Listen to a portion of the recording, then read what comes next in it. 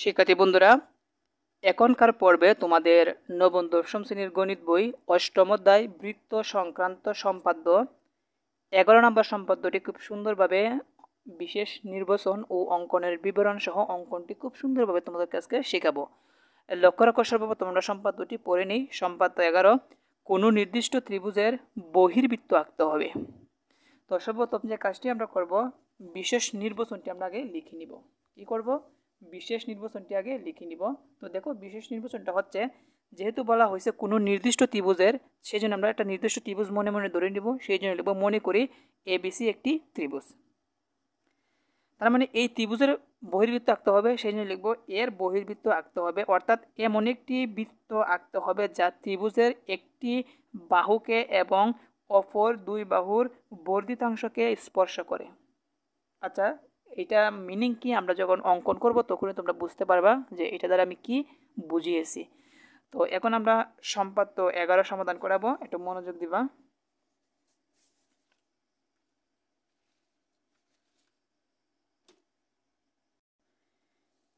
এখন লক্ষ্য রাখো, তোমাদের বহির্বৃত্ত অঙ্কন করাবো। তো যেহেতু নির্দিষ্ট ত্রিভুজের বহির্বৃত্ত অঙ্কন করতে হবে, আমরা যে কাজটি করব, আগে ত্রিভুজটি অঙ্কন করে নিব। কি অঙ্কন করে নিব বলো তো? ত্রিভুজটি অঙ্কন করে নিব। তো ত্রিভুজের কত সেন্টিমিটার ওইগুলো দেওয়া নাই, আমি আনুমানিক করে নিয়ে নিব।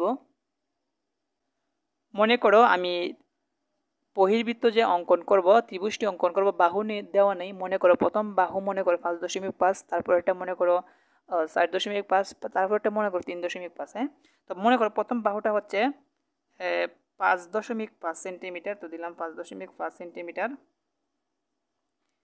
এবং পরের যে বাহু আছে, এই বাহুগুলো হবে 4.5 আর 3.5 হবে। তো দেখো, আমি আগে কম্পাসের মধ্যে লাগিয়ে নিলাম কত সেন্টিমিটার, আমি একটু মাপ নিয়ে নিই।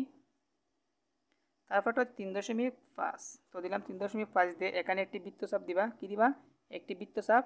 আবার কত? 4.5 এই জায়গার মধ্যে লাগিয়ে বৃত্তচাপটিকে কেটে দিবা। তাহলে কিন্তু আমাদের ছেদ বিন্দু হবে এবং বৃত্তটি ত্রিভুজটি কিন্তু হয়ে যাবে। দেখো, মিলিয়ে দিই, বাহু বাহু মিলিয়ে দিই, তাহলে কিন্তু আমাদের ত্রিভুজটি হয়ে যাবে। কি হবে বলো তো? ত্রিভুজ হবে। এই হচ্ছে আমাদের ত্রিভুজ, এবং ত্রিভুজটির আমরা নাম দিয়ে দিব। ত্রিভুজটির নাম হচ্ছে এ বি ও সি। এখন যে কাজটি করতে হবে, যেহেতু বহির্বৃত্ত অঙ্কন করতে হবে, তার মানে ত্রিভুজের বাহিরে বৃত্তটি অঙ্কন করতে হবে। যে কাজটি আমরা করব, এ বি ও এসি কে আমরা বর্ধিত করব। মনে করো এ বি কে ডি এবং এসি কে এফ পর্যন্ত আমরা বর্ধিত করব। তো দেখো, বর্ধিত করি, আমি আবার সমান করে মিলাতে হবে। দেখো, মিলানোর পরে কি করব, আমরা বর্ধিত করব। কি করব? বর্ধিত। বর্ধিত মানে কি? বাড়াতে হবে। এই যে আমি বাড়ালাম, ঠিক সেমভাবে কিন্তু আমাদের এসিকেও কিন্তু বর্ধিত করতে হবে। তো দেখো, এই যে বর্ধিত করলাম। কি করলাম? বর্ধিত করলাম। এইটা মনে করো এ বিকে ডি পর্যন্ত আর এসিকে এফ পর্যন্ত বর্ধিত করলাম। বুঝতে পেরেছো? এখন কি করব? এখন কাজ হচ্ছে, এখানে যে সি কোণ আর বি কোণ আছে, ওইটাকে সমদ্বিখণ্ডক করতে হবে। তো দেখো, আমি সমদ্বিখণ্ডক করব। আনুমানিক করে তোমরা ব্যাসার্ধ নিবা। আনুমানিক করে ব্যাসার্ধ নেওয়ার পর এটা সমান করবা। আনুমানিক করে ব্যাসার্ধ নিবা। নেওয়ার পর এইখানে কি করবা? প্রথম একটি চাপ দিবা। দেখো, প্রথমে একটি চাপ দিলাম, ঠিক আছে। ঠিক সেমভাবে ওই জায়গার মধ্যে তুমি এই চাপটা দিয়ে দিবা। সমপরিমাণ যে দিতে হবে এমন কোনো কথা নয়, তুমি যা পারো, যতটুকু পারো অতটুকু দিলেই হবে। আমি আরেকটা চাপ দিলাম। এখন এখানে এই কোণের যে চাপ বিন্দু, একটা বিন্দু, দুইটা বিন্দু হয়েছে, এই দুইটা বিন্দু অর্ধেকের চাইতে বেশি ব্যাসার্ধ নিয়ে আমাদের যে কাজটি করতে হবে, এখানে একটি বৃত্তচাপ দিতে হবে। আবার ওই বিন্দুতে লাগিয়ে বৃত্তচাপটাকে কেটে দিতে হবে। এখানে এভাবেই একটা বৃত্তচাপ ওই বিন্দুর মধ্যে লাগিয়ে বৃত্তচাপটিকে এভাবে কেটে দিতে হবে। এখন যেদিকে যায় ওই দিকে মিলিয়ে দিতে হবে। দেখো, এইদিকে আমি মিলাই, বিন্দু আর সি বিন্দু মিলিয়ে দিলাম। আবার এই বিন্দু আর বি বিন্দু মিলিয়ে দিতে হবে।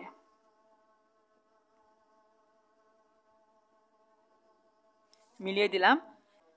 যে দুইটি লম্ব আঁকলাম, এটা মনে করো বি এম আর এটা হচ্ছে সি এন, এবং বি এম ও সি এন পরস্পর ও বিন্দুতে ছেদ করে। আশা করি এই পর্যন্ত তোমরা ভালোভাবে বুঝতে পেরেছো। তো তারপর কি করব বলো তো, এখন কাজ হচ্ছে এই বিসি এর মধ্যবিন্দু ওডি নির্ণয় করি, ঠিক আছে, বা বিসি এর মধ্যবিন্দু এস নির্ণয় করি, এই কথা তুমি বলতে পারো। তো দেখো আগে যে কাজটি করব, ওকে কেন্দ্র করে বিসি এর উপর একটি সাফ আঁকতে হবে। কি আঁকতে হবে? সাফ। তো দেখো কিভাবে আমি সাফটা অঙ্কন আঁকি। দেখো বিসি এর উপর আমি একটা কি দিলাম? সাপ দিলাম। যখন আমি সাপ দিলাম তখন কিন্তু দুইটা বিন্দু হয়েছে, এই একটা বিন্দু আর এই একটা বিন্দু। এই দুইটা বিন্দুর অর্ধেকের সাথে বেশি ব্যাসার্ধ নিয়ে আমাদের আরও দুইটা বৃত্তচাপ যদি অঙ্কন করো তাহলে কিন্তু আমাদের সমদ্বিখণ্ডক হয়ে যাবে। তো দেখো আমি এই জায়গার মধ্যে লাগালাম, লাগানোর পরে অর্ধেকের চাইতে বেশি ব্যাসার্ধ নিয়ে এই একটা বৃত্তচাপ আবার ওই বিন্দুর মধ্যে লাগিয়ে বৃত্তচাপটিকে কেটে দিব। কাটার পর কিন্তু একটা ছেদ বিন্দু হয়েছে, আর এখানে ওই বিন্দু আমাদের যদি স্কেল দিয়ে মিলাই তাহলে কিন্তু আমাদের সমদ্বিখণ্ডক হয়ে গেল। দেখো এখন ওর থেকে আমি এই জায়গার মধ্যে লাগিয়ে দিলাম, এটাকে বলা হয় ওএস বা ওডিও বলতে পারো। বুঝতে পেরেছো? এখন কি করব? এখন হচ্ছে আমাদের মূল বিষয়। মূল বিষয়টা হচ্ছে ওকে কেন্দ্র করে। দেখো ওকে কেন্দ্র করে ও এস এর সমান করে, কার সমান করে? ও এস এর সমান করে আমাদের যে কাজটি করবে, একটি বৃত্ত অঙ্কন যদি করে দেই তাহলে কিন্তু আমাদের বহির্বৃত্ত অঙ্কন হয়ে গেল। তোমরা কি বুঝতে পেরেছো? তো দেখো কিভাবে। দেখো ওকে কেন্দ্র করে ও এস এর সমান করলাম, করার পর আমাদের এভাবে কিন্তু বৃত্তটি অঙ্কন করে দিতে হবে। দেখো নাড়াচাড়া করলে কিন্তু হবে না। দেখো আমি বৃত্তটি অঙ্কন করে দিচ্ছি। এবার যদি বৃত্তটি অঙ্কন করে দাও তাহলে কিন্তু আমাদের কি হয়ে যাবে বলো তো? বহির্বৃত্ত হয়ে যাবে। এই হচ্ছে আমাদের বহির্বৃত্ত। বুঝতে পেরেছো? তো শিক্ষার্থী বন্ধুরা, আশা করি বহির্বৃত্ত কিভাবে অঙ্কন করতে হয় তোমরা সেটি ভালোভাবে বুঝতে পেরেছো। তো একটা জিনিস বোঝার বিষয় হচ্ছে, আমি যখন বিশেষ নির্বাচন লিখছিলাম ওইটা একটু ফলো রাখো। তো কি বলেছিলাম যে অর্থাৎ এমন একটি বৃত্ত আঁকতে হবে যা ত্রিভুজের একটি বাহুকে, দেখো ত্রিভুজের একটি বাহু, এখানে দেখো বিসি হচ্ছে একটা ত্রিভুজের বাহু, হ্যাঁ, আরেকটা হচ্ছে অপর দুই বাহুর বর্ধিতাংশ। আচ্ছা অপর দুই বাহু কোনটা? এটা হচ্ছে ত্রিভুজের মেইন বাহু, আর বর্ধিতাংশ হচ্ছে সি এফ, আর এদিকে বর্ধিতাংশ হচ্ছে কি বলতো? বিডিকে যেন স্পর্শ করে, কি করে? স্পর্শ করে, মানে যেন এই বর্ধিতাংশ যে আছে ওইটার মধ্যে যেন লেগে যায়, দেখো লেগে গেছে। আর এখানে প্রথম যে বাহু আছে ওই বাহুর মধ্যে লেগে গেছে, যেহেতু তিনটির মধ্যে স্পর্শ করেছে তার মানে আমাদের অঙ্কটা সঠিক হয়েছে। আর যদি স্পর্শ না করে তাহলে কিন্তু সঠিক হবে না। তোমাদেরকে আমি বলবো যে এগুলো অঙ্কন করার সময় তোমরা শুষ্কানুশুষ্কভাবে তোমরা এগুলো মিলাবে, তাহলে কিন্তু হয়ে যাবে, না হলে কিন্তু হবে না। তো শিক্ষার্থী বন্ধুরা, এখন দেখো অঙ্কনের বিবরণটা আমরা যদি একটু ফলো রাখি যে অঙ্কনের বিবরণটা কিভাবে হলো। তো দেখো অঙ্কনের বিবরণটা হচ্ছে, প্রথম কি করেছি, ত্রিভুজ তোমরা আগে অঙ্কন করে নিয়েছিলাম। প্রথম কি করেছি, এই এ বি ও এসি বাহুদ্বয়কে যথাক্রমে ডি ও এফ পর্যন্ত বর্ধিত করি, সেই জন্য লিখলাম ডি ও এফ পর্যন্ত বর্ধিত করি। তারপর এই সি কোণ আর কোন কোণ বলো তো? বি কোণকে আমরা কি করছি? সমদ্বিখণ্ডক করছি। কোনটা কোনটা? সি কোণ আর বি কোণকে। তো বি কোণকে 3 অক্ষর বলতে হবে, সেই জন্য কোণ ডি বি সি। আর এই সি কোণকে 3 অক্ষরে বলতে হবে কোণ কি বলবো? F C B. এর সমদ্বিখণ্ডক, এর সমদ্বিখণ্ডক একটা হচ্ছে বি এম আর একটা হচ্ছে সি এ নাকি। তো লিখলাম দেখো বি এম ও সি এ নাকি।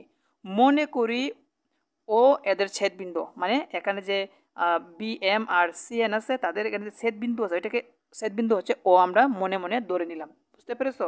তারপর যে কাজটি করেছি সেটি হচ্ছে দেখো উ থেকে বিসি এর উপর ও এস লম্ব আঁকি। দেখো উ থেকে এই যে বিসি আছে এই বিসির উপর আমরা ও এস একটি লম্ব অঙ্কন করেছি। তারপর কি করেছি, মনে করি তা বিসিকে এইচ বিন্দুতে ছেদ করে। তো মনে করি এই বিসিকে এটা কোন বিন্দু সেট করেছে, আমরা দিয়েছি এইচ বিন্দুতে সেট করে, সেই জন্য এই কথাটা আমরা লিখে দিলাম। এখন উকে কেন্দ্র করে উ এইচ এর সমান ব্যাসার্ধ নিয়ে একটি বৃত্ত আঁকি। দেখো উকে কে কেন্দ্র করে ও এইচ এর সমান করে একটি বৃত্ত আঁকি, তাহলে এই বৃত্তটি নির্ণয় বহির্বৃত্ত, অর্থাৎ এই যে বৃত্তটা আছে এই বৃত্তটি কিন্তু আমাদের নির্ণয় বহির্বৃত্ত। অঙ্কনের বিবরণ একদম সহজ, আশা করি বুঝতে পেরেছো। তো পরবর্তী পর্ব থেকে তোমাদের সৃজনশীল অঙ্ক সমাধান করাবো, বিশেষ করে তোমাদের ব্যবহারিক জ্যামিতি সম্পাদ্য 1 2 3 4 থেকে শুরু করে 11 পর্যন্ত যে সম্পাদ্যগুলো তোমাদেরকে সমাধান করে দেখালাম ওইগুলোর উপর বেস করে বুট প্রশ্ন তোমাদেরকে সমাধান করাবো। তো শিক্ষার্থী বন্ধুরা আজকে এখানে শেষ করলাম। আসসালামু আলাইকুম।